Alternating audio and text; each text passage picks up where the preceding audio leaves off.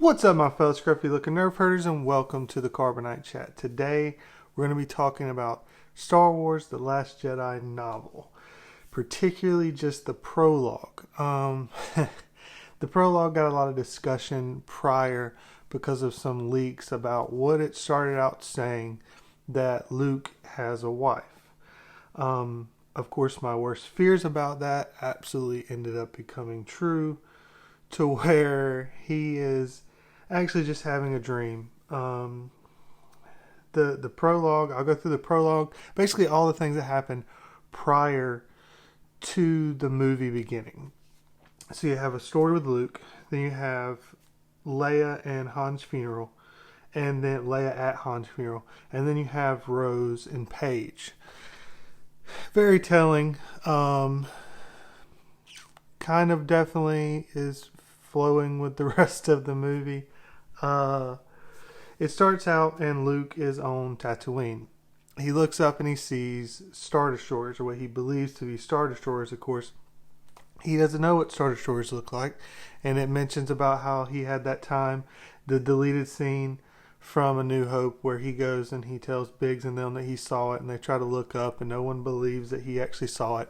The girl that's in the scene, that's who he's married to. Her name is Cammy, and they live on the Lars farm, and they've inherited it, and they have, run this whole thing. In this dream, he never joined the rebellion.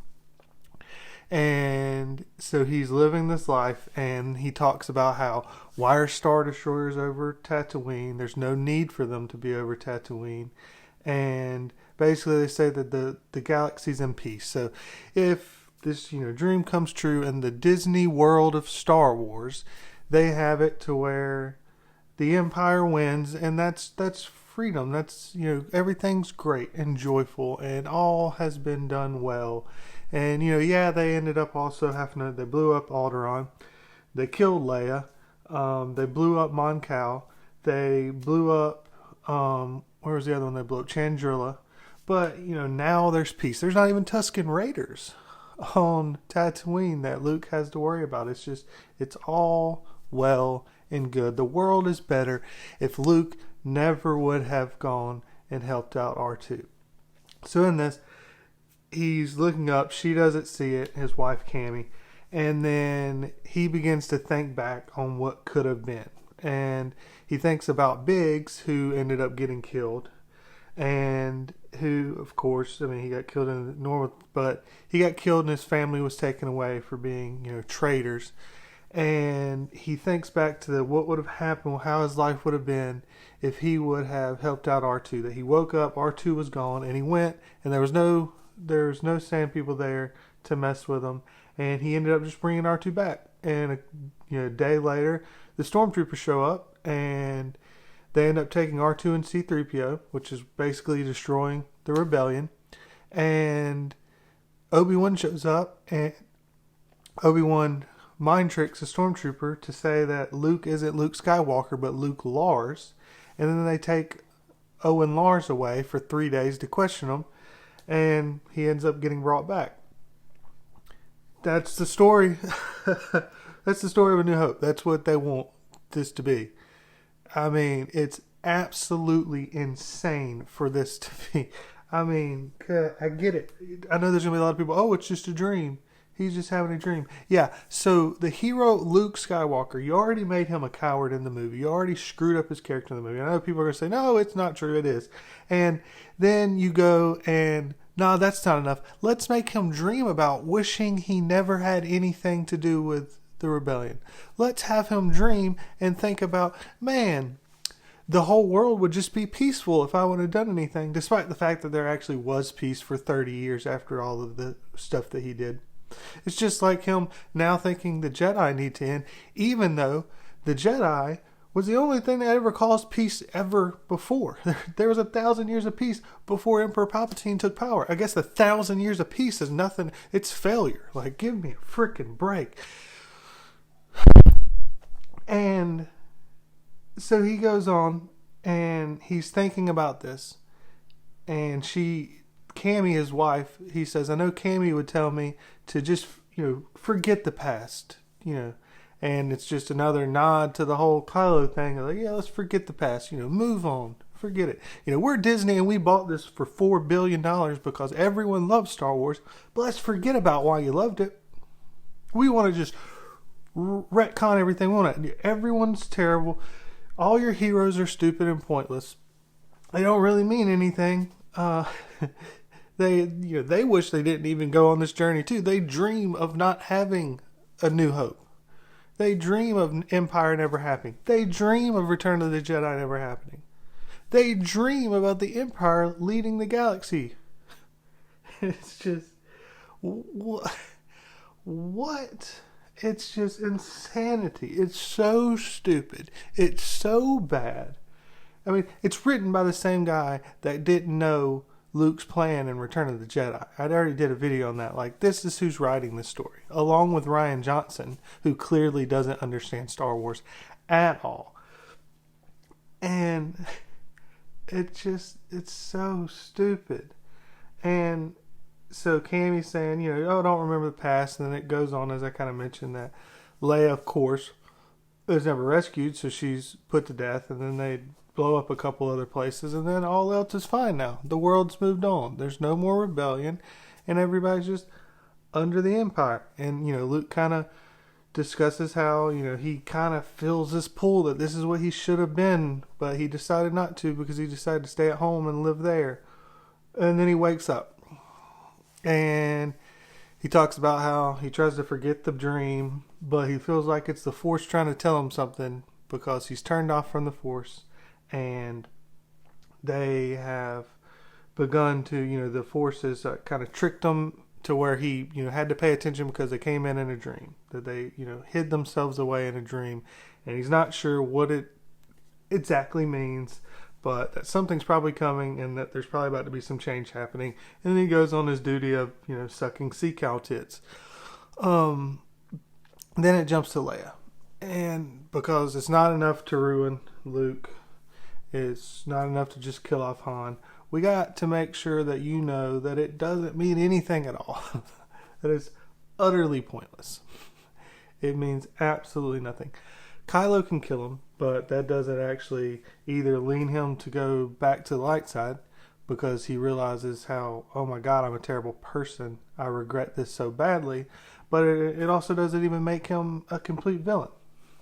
It's just pretended like it hardly happens in The Last Jedi. And it actually, here's your true test. Not killing your father, which is what would make sense in the story. It's this random girl. If you kill her, then now you become a Sith. Rey is more important than Han Solo. And that's proven here in this story where Leia doesn't even want to do the funeral. The people around her don't want her to do the funeral. Admiral Akbar has to convince her to do the funeral.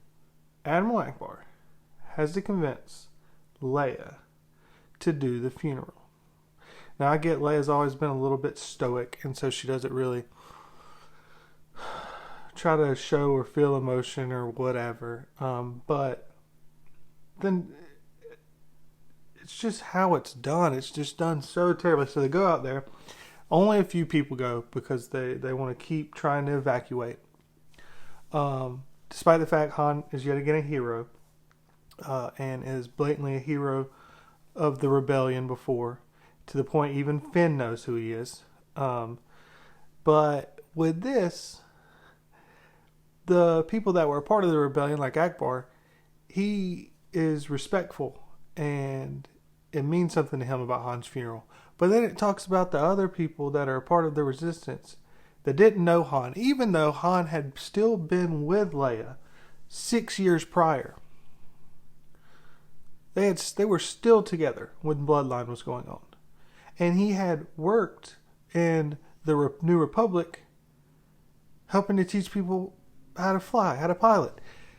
And most of the people, all of the people in the resistance were people that left from the Republic because they went and joined with Leia. Wouldn't you think that most of those would probably go to help Leia because they kind of had a good connection with Han? Wouldn't that make sense? But no, that doesn't. That's making sense is using logic, and it's making the people that happen, The characters are heroes prior, they matter, and that cannot happen. We can't have that.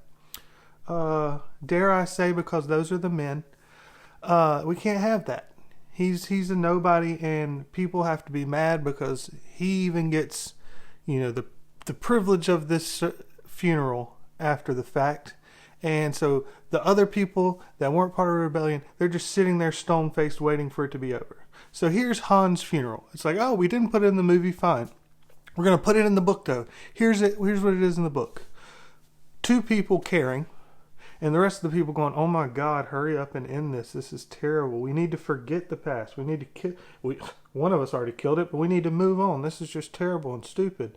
I mean, we need to Luke's dream is right. Forget even that any of this stuff ever happened, even though it's the only good parts of the entire series, and we need to move on past it.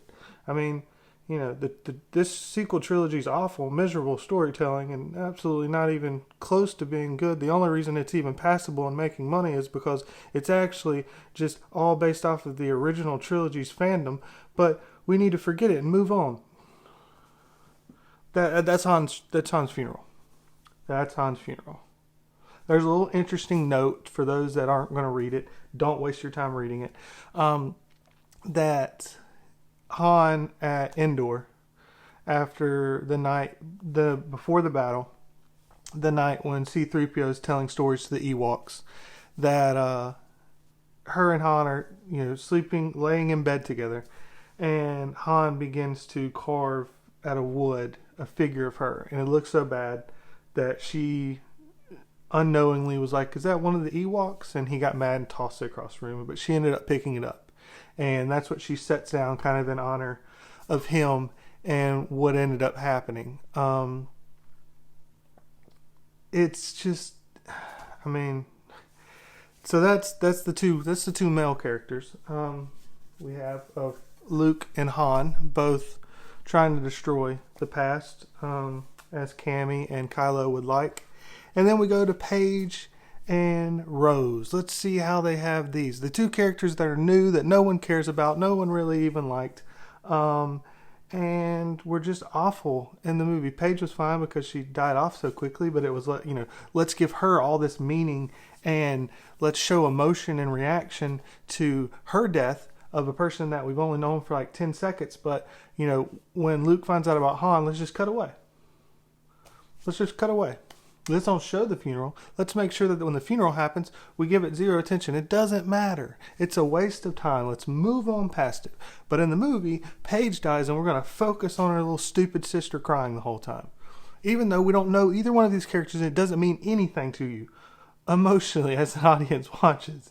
It's just stupid. But let's get some more detail on them prior to this.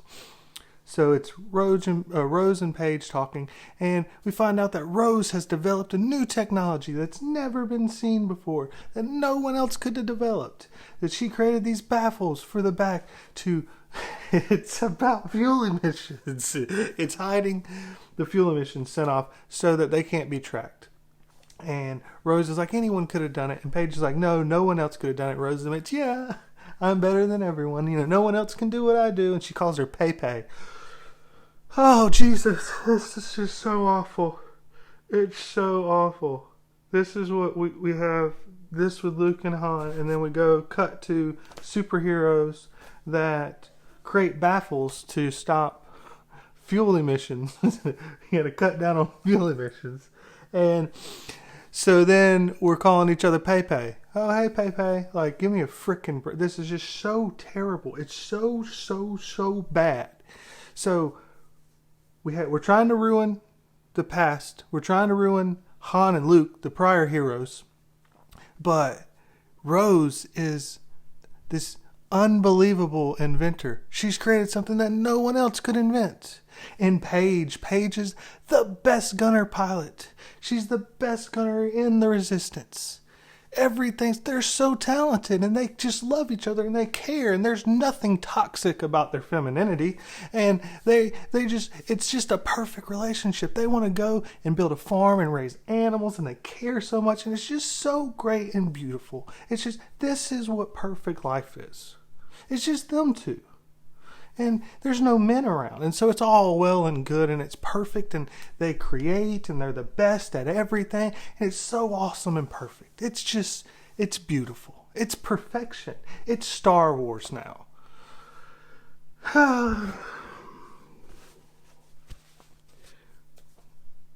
That's the prologue. That's the intro before. I mean, there's one little other part with the character. It's not even worth bringing up before Poe shows up. And so, yeah, there you go. More crap from Disney. More, let's forget the past. More, let's bash the heroes that made this franchise even worth a cent to begin with. And let's continue to make it like the new characters that are all female are all perfect and just do everything so well. And it's just, and someone may argue, oh, but you're ignoring the fact in the prologue it says that Rose is scared of battle. See, she's not perfect. Yeah, do you see that in the movie? Does she seem like someone afraid of battle? No, she seems like someone that jumps into it, screws up everything, but she jumps into it. She doesn't seem afraid. She doesn't seem scared. I mean, one word in a novel that hardly anyone's going to read doesn't make it to where this person has changed. So people just don't grasp change or character development anymore. People trying to argue that there's character arcs in these movies or there's, character development and like, oh, no, see, Kylo was just, he was an apprentice, but now he's the head. So see, there's development there. That's not development. That's not changing. That's not improving his character. It's not learning from mistakes. It's just, and then Rey, you can't even begin to try to explain how she's being developed because there's nothing there. She keeps getting the Monopoly card that says skip around back to go, collect $200. That's Rey's journey. That's why it's boring. That's why it's terrible. There's nothing to it. Oh, that's the prologue. Hope you enjoyed it. Hope you didn't buy it and read this crap fest. It's so bad. I haven't finished it all. I've read like half the book and then I went back. I was like, I'm just going to do a video on the prologue because I'm going to have to be reading the book all day today and I wanted to get a video out. So I was like, let's get a video out on this just utter crap. Absolute crap. It's just so stupid. I hate it all. It's so dumb. It's so dumb. Anyways, that's the video, guys. Thank you very much for watching. And never forget, you nerf herders, I love you.